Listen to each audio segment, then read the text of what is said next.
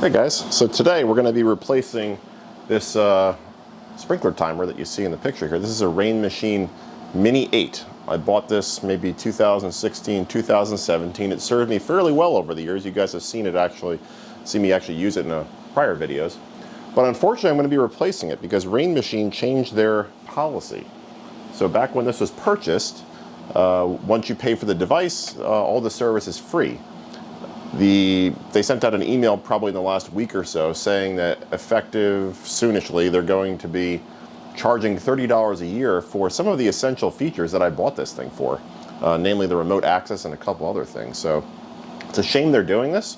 I'm guessing that the company's probably going under, just like thinking about the policy that they're changing and also looking at their website. All their products are out of stock, so a company can't survive without being able to sell products for a very long time. Obviously there's cash flow issues if they're not selling new products. I'm guessing that's a result of a supply chain crisis, but my gut tells me the company's circling the drain, so I'm going to be swapping out this Rainmachine timer for a different one. I'll show you what that is now. This is the product I'm going to be installing. It's a Rain Bird. The old one's a Rainmachine. It's a Rain Bird ST8. So these days, there's probably about 4.7 million companies that are making smart sprinkler controllers. So there's more of a selection today than there was, say, in 2016. So Rain Bird has been in the irrigation business for a very, very, very, very long time.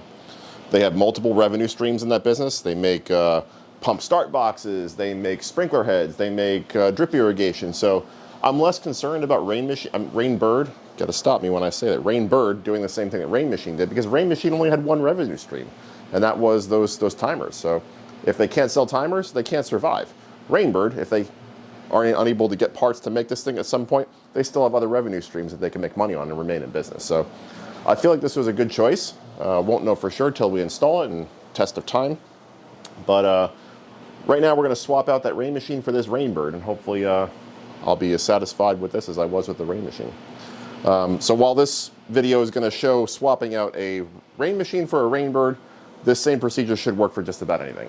The only thing it may not be quite similar to is if you have a mechanical timer, or maybe one of those indexing valves on the outside, but any sprinkler timer that has individual wires to go in all the zones, this procedure should be fairly similar.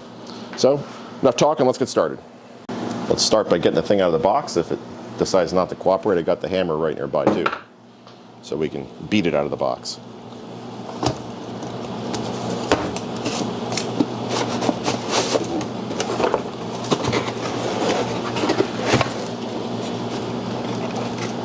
Fancy. So we got our actual timer / controller right there. We have a transformer. Hopefully the wire is long enough. And that's about it. So I guess this cover comes off here.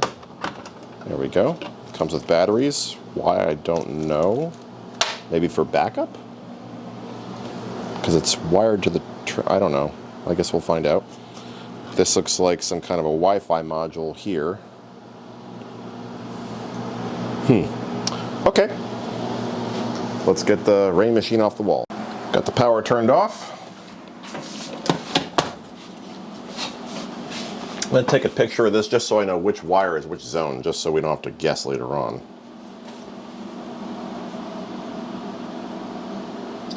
And you guys can hopefully see in the video. So I got zone 1 is, black is common, red is zone 1, or in my case a pump start box.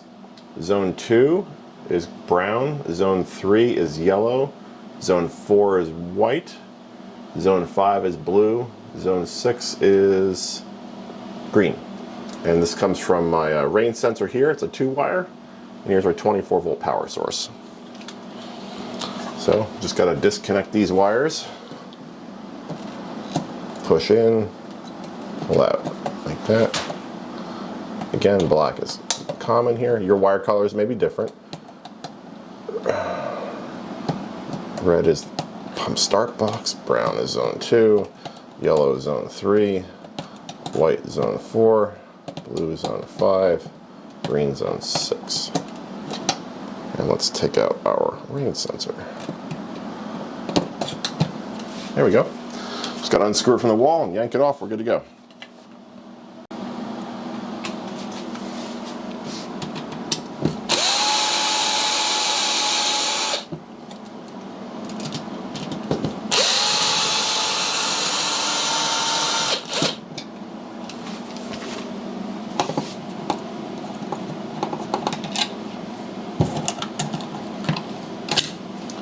Sorry, Rain Bird.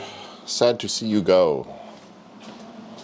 Rain Bird. Rainmachine, get it right. Now, because I have a rain sensor, I'm going to remove the jumper wire along the sensor here, because that's going to be done by our actual sensor that's up on the roof. No longer need that jumper.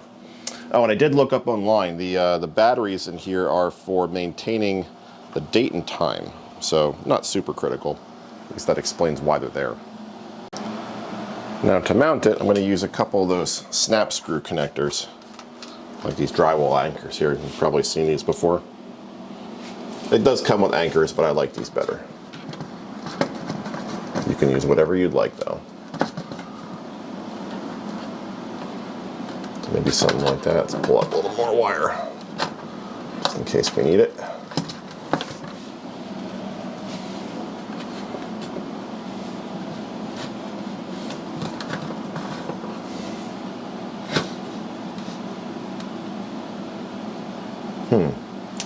So now the way this is working out, our bottom screw is in the hole where the wire comes in. So maybe,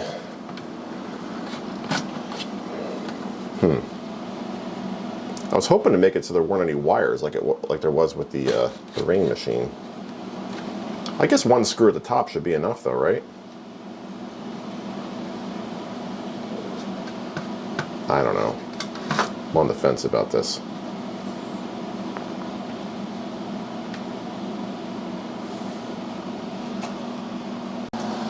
Alright, I've decided I'm going to leave the wires exposed just so we get a second screw in there at the bottom. Again, probably overkill, but that's just how I am. I take out these snap screws, I'm going to patch the wall, and then we'll pick it up from there once the paint and primer and everything is dried.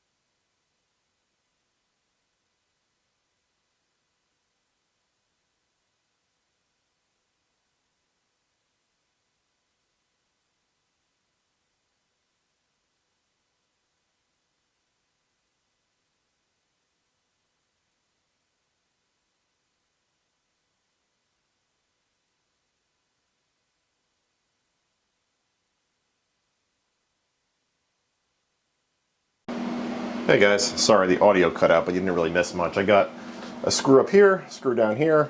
I haven't painted the wall yet because that's, you guys don't need to watch me do that. It's kind of boring. All I've done so far is mounted it. I complained a little bit because there's no flat surface on here on which to put a level, minor point, so you got to eyeball whether or not it's straight or not. And I hooked up the 24 volt AC power source and I ran the transformer around the corner over here. Doesn't matter polarity, so it's AC, doesn't matter. Next we're going to hook up our rain sensor.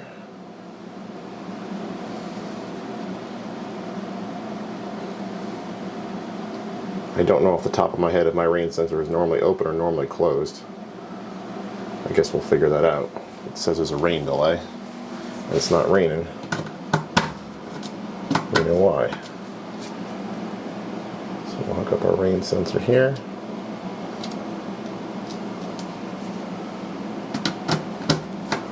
It's nice they put actual screw terminals on here.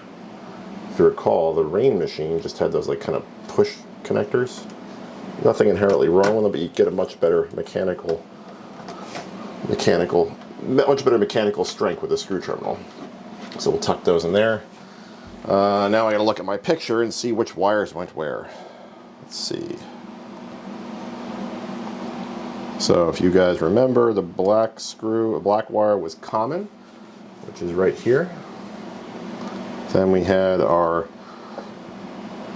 master valve / pump on zone 1. In fact, I should probably read the instructions to see how this thing handles a pump. This thing didn't come with any instructions, but I looked online and it looks like if you have a pump start relay, which is what I have, it hooks up to the master valve terminal as well, just like a master valve. So I'm going to hook up all these wires just like they were hooked up in the old machine. Won't bore you guys with that, and then we'll pick it up, power it up, and see how this thing works. Now the instructions also say that they want you to jump any unused zones. So in my case, 6, 7, and 8. I don't have a zone 6, 7, or 8. They said to jump those to the nearest active zone, which is 5. So I'm going to put a jumper wire from 5 to 6, 6 to 7, 7 to 8. And they say that's needed to prevent potential pump damage or perhaps deadheading the pump. About that, if this thing starts up, runs the pump, right, but somehow zone 7 is turned on, there's not going to be any zone valve turned on, so that pump is going to be deadheaded. So the idea is that if it tries to turn on the master valve in zone 7, it'll activate zone 5, or the nearest used zone. Little jumper wires out of some spare 18 gauge wire used for air conditioning. A 2-wire that goes out to the condensing unit. Slip those under there.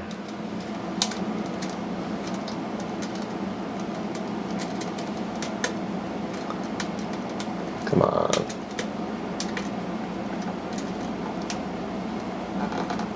There we go.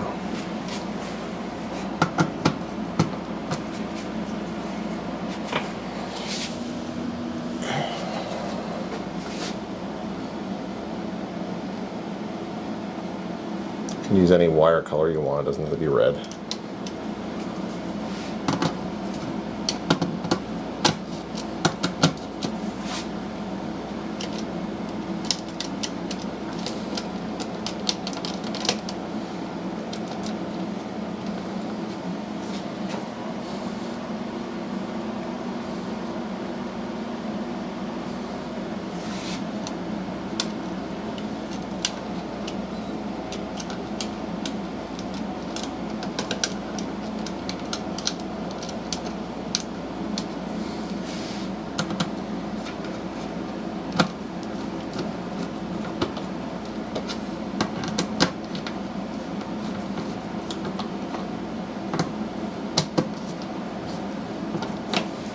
There we go. I think we're all hooked up now. Give you guys a closer look. And there you go. Now we can plug it in and hope it doesn't blow up. And no, don't worry, I didn't forget to plug back in the Wi-Fi module. Alright, I'm going to plug it in. Let's see what happens. I'm assuming there's going to be some kind of an app that I have to download and install. Everything else these days. Transformer is getting plugged in right now. Stand back. I see blinky lights on the dash on the display. That's a good sign. It'll take a minute to set the date and the time. Okay, got the Rain Bird app installed. It doesn't have very good reviews on the App Store, which I guess isn't a good sign, but it's water under the bridge now. So I got that installed, and the instructions say that, well, the instructions you can download, not the ones that come with it, said that that light blinky pattern right here indicates that it's in hotspot mode. So let's just in the app here, the Rain Bird app, I'm gonna hit add controller. This is a ST8i. I guess it's this one. It says ST8X_WF. I guess that's the same thing. LED flashing red and green.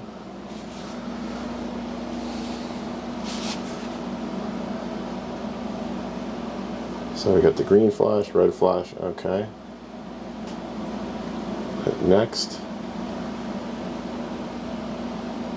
Okay, so it looks like I have to join a Wi-Fi network. So I'm going to do that. It'll look like that. So it says Rain Bird, all one word, and then an alphanumeric string afterwards. So I'm going to join to that.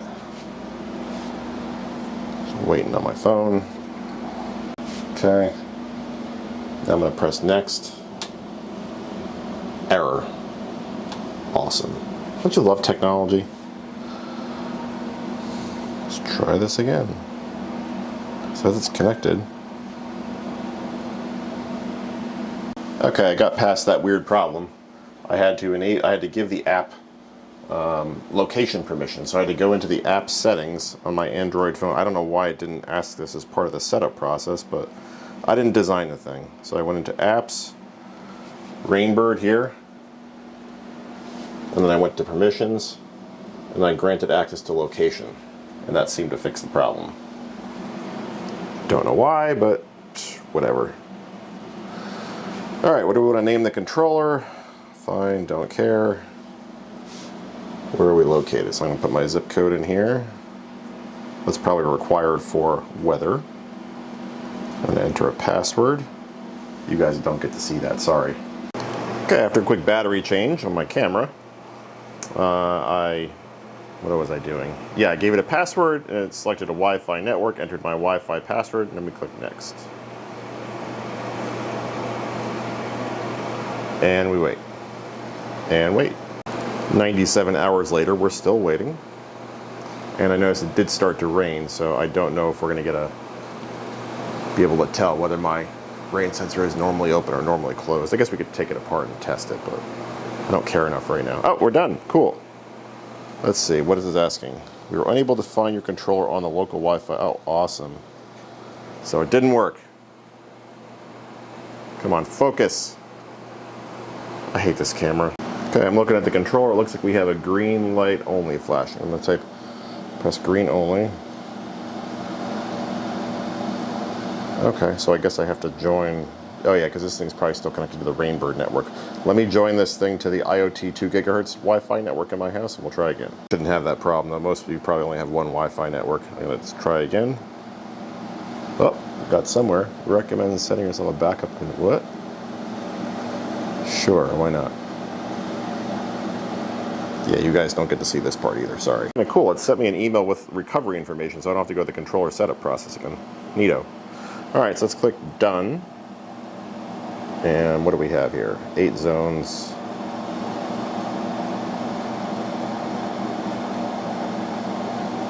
Lots of waiting again. I wonder what a lot of these things mean. I don't know what that red icon is, or it's kind of a unintuitive app. I don't know who built this thing, but I guess we gotta figure this out now. So, settings maybe? What's in settings? Okay, we don't want to do that now. Let's go to home. I guess we're already on home. What's this? Okay, so that's the weather. That's the Wi-Fi. What's this one? Rain sensor. Local rain detected. Okay, so maybe my rain sensor did get triggered. Can't really tell because it's still raining. What's this? Seasonal adjustment. Alright. So now I guess we have to figure... Oh, tap plus minus zone to begin a configuration. Okay. Zone 1. 2, 3... I think we wired 6 zones, right? Let me go check.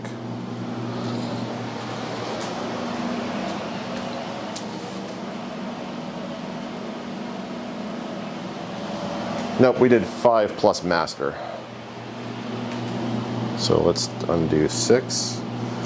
We'll do done.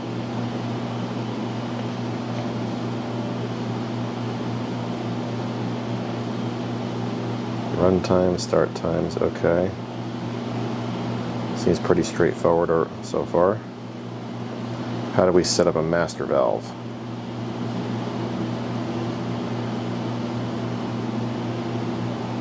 Huh. So you go to pencil to edit, soil types.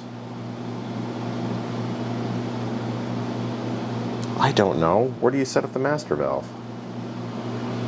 App everywhere trying to find the setting for the master valve or the pump start relay, and I realized maybe there isn't one, because unlike the Rainmachine controller, where the pump start relay and the master valve were shared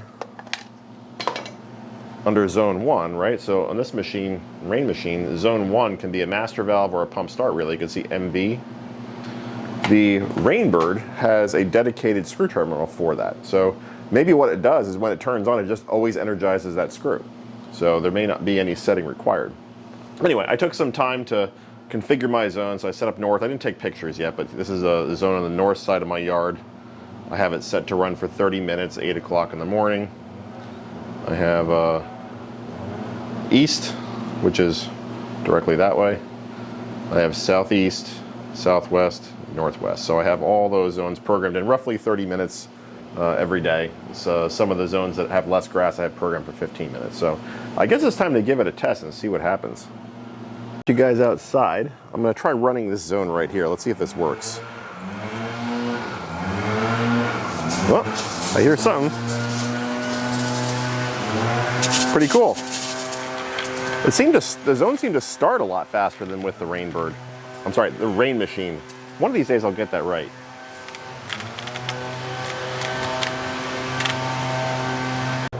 Let's try running this zone and see if it works. And the dog just went in the pool.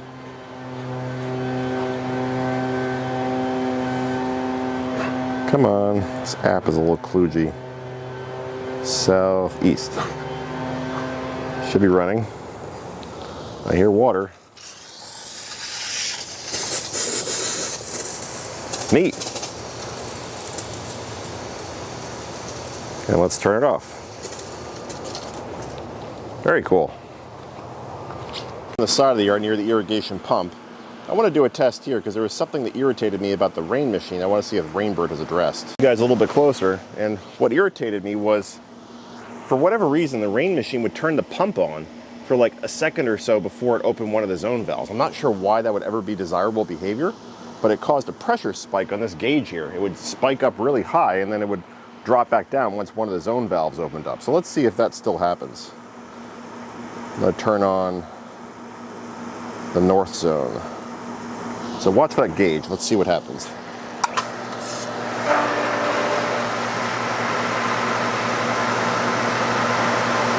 Looks like it may have done the same thing. Let's try it again. I'm going to start it again.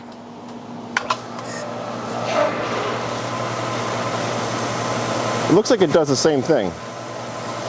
I don't know, does anybody know why that behavior is desirable? Is there a reason for it? Why not just open, in fact, why not open the zone valve first before the pump even comes on? Because for a split second, that pump is deadheading. You saw that pressure gauge. Watch it again. I'll zoom you guys in. Right there.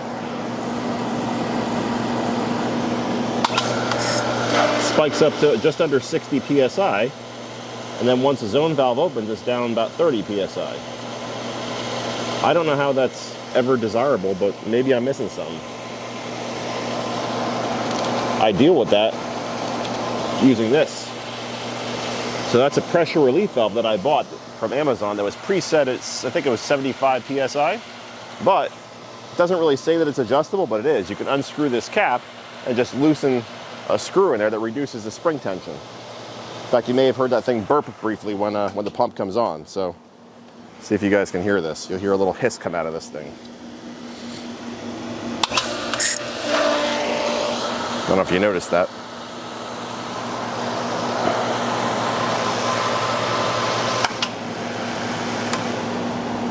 Well, I think this job is done.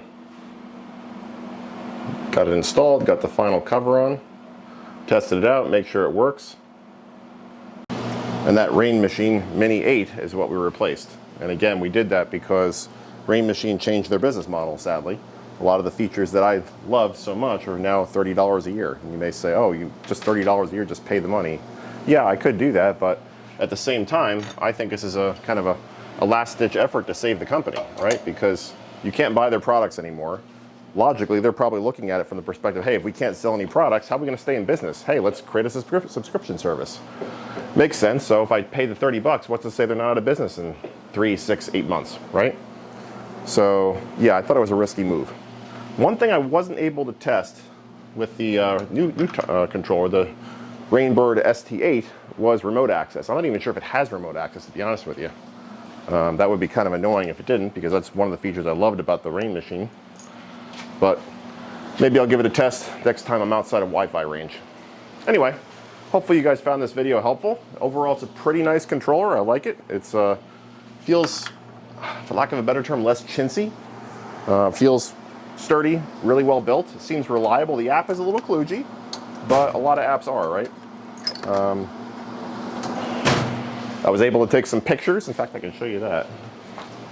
I think you could do this with the Rainmachine too, but I was just too lazy to do it. You know, I took some pictures of the different zones. There's the front yard right there, side yard, backyard, backyard. That's my mango tree over there. So yeah, it seems like it's a nice controller. Anyway, if you found this video helpful, give me that thumbs up. Please subscribe. Stay safe, and thanks for watching, everybody. Take care.